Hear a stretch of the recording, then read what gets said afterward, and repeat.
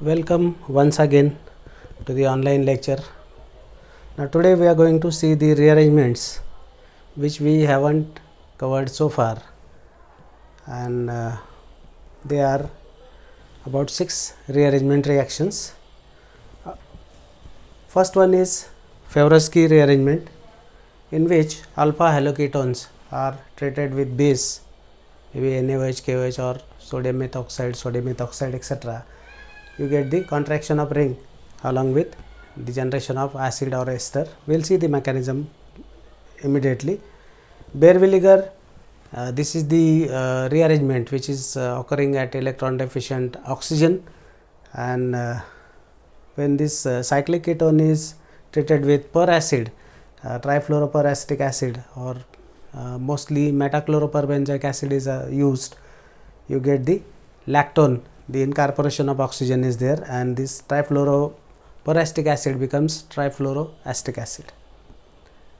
Benzidine 1,2-diphenylhydrazine, when treated with acid, you get benzidine. Then these are all sigmatropic rearrangement. Cope, this is the rearrangement which is we call it as 3,3 sigmatropic rearrangement, because there is a formation of bond between carbon number 3 and 3, and the numbers are written like that. So there is an effective bond between this 3,3, and the rest of the things are reorganized. Oxycope refers to the similar thing. Now here also this is 3,3 rearrangement, 1, 2, 3, 1, 2, 3, 3,3 sigmatropic, and here again 1, 2, 3, 1. I will just rewrite the pi bond, 1, 2, 3. So this is also 3,3 sigmatropic rearrangement, Claisen rearrangement. So we will write down the mechanism for all these rearrangements, and hopefully we will see some examples also. Now let us start with the first one, the Favorsky rearrangement. Now the role of base is to abstract the proton, which is alpha 2 carbonyl, and that alpha 2 carbonyl proton is going to be acidic, and once this OH minus abstract the proton, you generate a carbonyl that displaces Cl. So you will have the cyclopropanone type intermediate. Now this cyclopropanone type intermediate, once again it is subjected to base. This attacks, and this will eventually take up proton from the workup, and you can see that there is a formation of acid.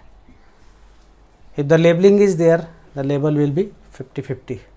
Let us say this carbon is labeled, so the label will be here, and the ring opening will be on either side.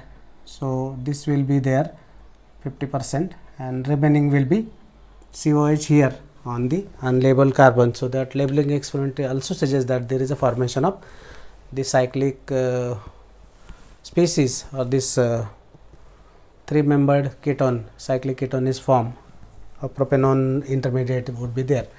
So that is Favorsky rearrangement, and there are quite a few examples. Based on that, we will see the examples later. Now let us go to the second rearrangement, where we have talked about Baeyer-Villiger. Now Baeyer-Villiger rearrangement refers to the conversion of ketone to lactone. So let me put, this is your trifluoroacetic acid. Now this can be generated from trifluoroacetic acid and H2O2 at low temperature, and when you look at the charges, now this will be plus delta, this will be minus delta, and what you can show that there is a formation of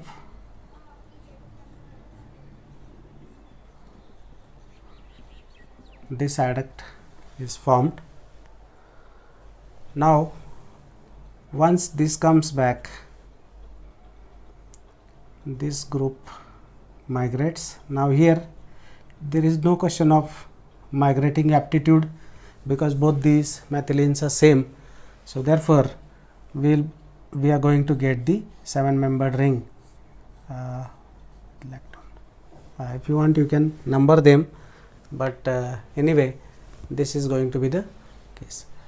Now the protonation can be accelerated by the addition of other mineral acids, but this is the mechanism wherein ketones are transformed into lactones. Now coming to benzidine. Now benzidine rearrangement, we have to write down the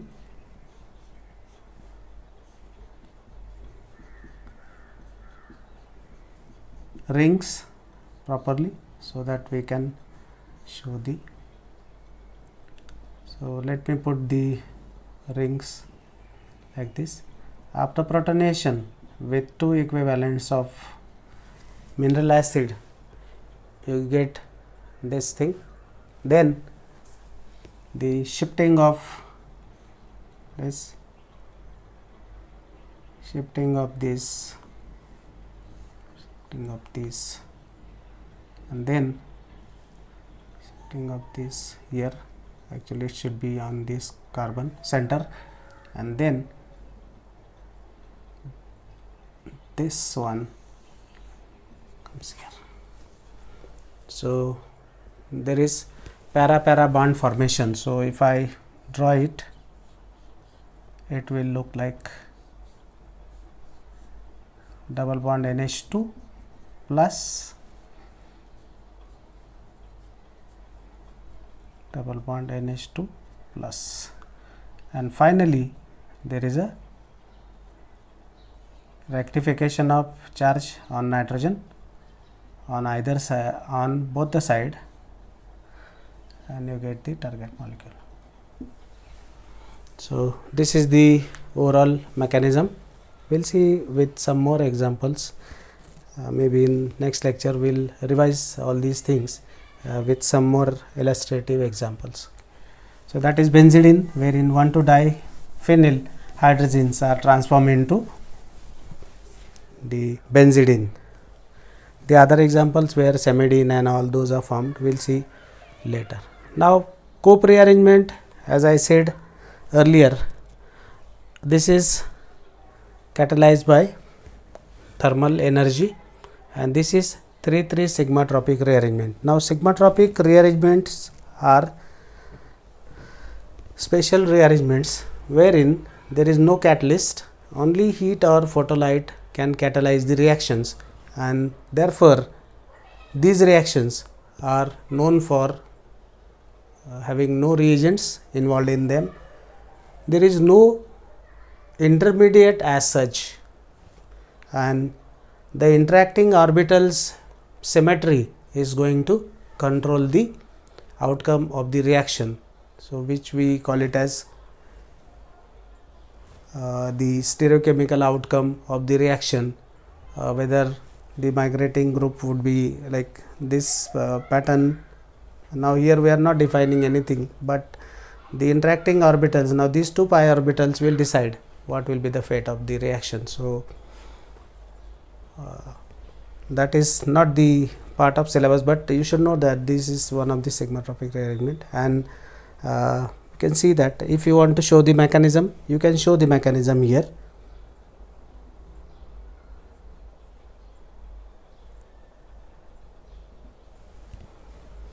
So this is a concerted mechanism. Bond formation, bond breaking occurs simultaneously. So there is no lapse or no time delay in them, and therefore there is no intermediate as such. So these are concerted reactions having cyclic movement of electrons or cyclic array of electrons, and you get this. Now the similar reaction is oxy-cope, wherein oxygen is involved. Now this hydroxyl group is there. Once again you can number them as 1, 2, 3, and once again you can see that there is a formation of bond between 3 and of course once this pi bond interacts, this will move here, this will move here. So intermediate would be, I'll just draw the intermediate for you. This is going to be the intermediate, and then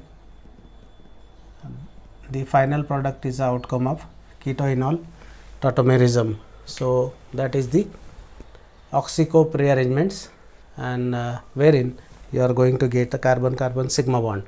So that is there. Now in Claisen, this is a peculiar example wherein aryl allyl ethers, when treated with heat, they undergo 3,3 sigmatropic rearrangement to form alpha substituted phenols. Now once again the numbering is there, 1 2 3 for that allyl group, and 1 2 oxygen, 2 3 for the double bond of the aromatic ring. Once again you can see the you can show the mechanism. You can show the other way also, and as a consequence of this, I'll just put the things as it is, as it appears, and finally there will be a keto-enol tautomerism that furnishes the phenolic compound. So this is the overall transformation wherein the aryl allyl ether is transformed into alpha allyl phenol. If alpha position is blocked, then you get para substituted product and so on. Okay. Now that is about the Claisen rearrangement. Now these rearrangements are sigmatropic, so no reagent is involved, only heat can bring about all these transformations.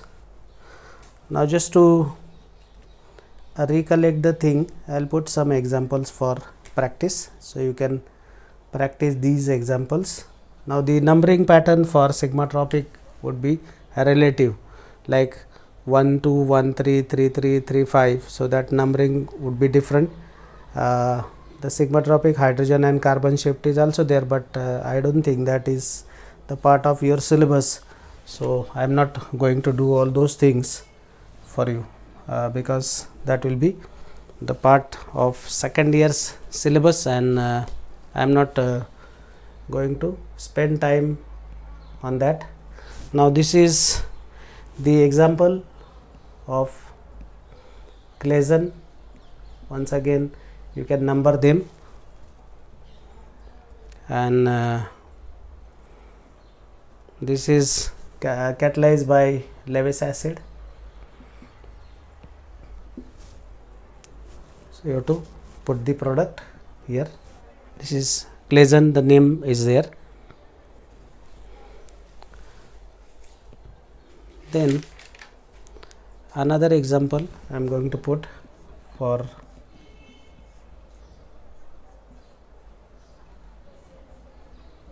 MCPBA. Second example.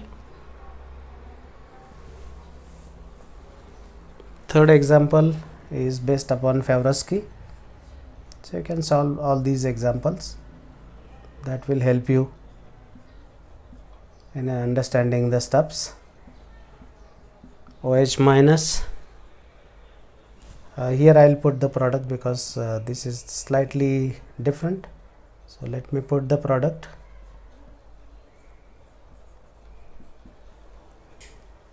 And yeah, one more rearrangement as such, it is this is the preparation of phenol starting with cumene and oxygen, the hydroperoxide formation, and finally the acid catalyzed rearrangement, wherein you get phenol and ketone. So this also you can show the mechanism. So these are 4 examples you can try.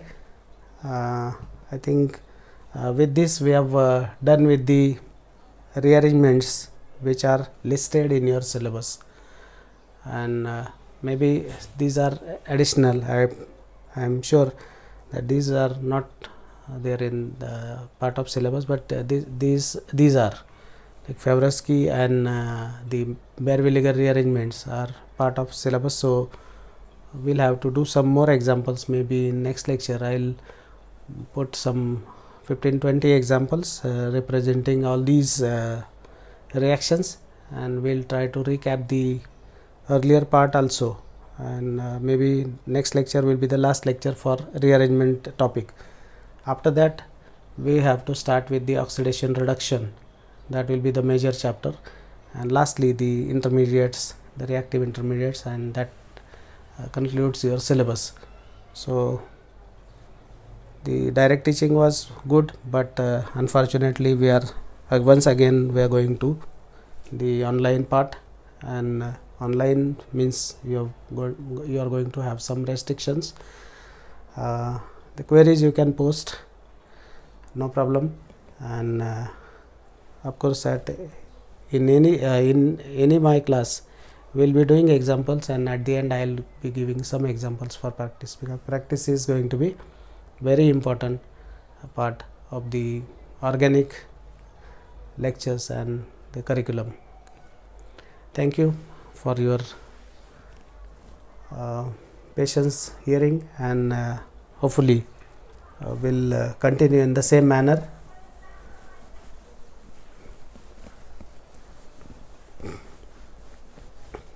Thank you once again.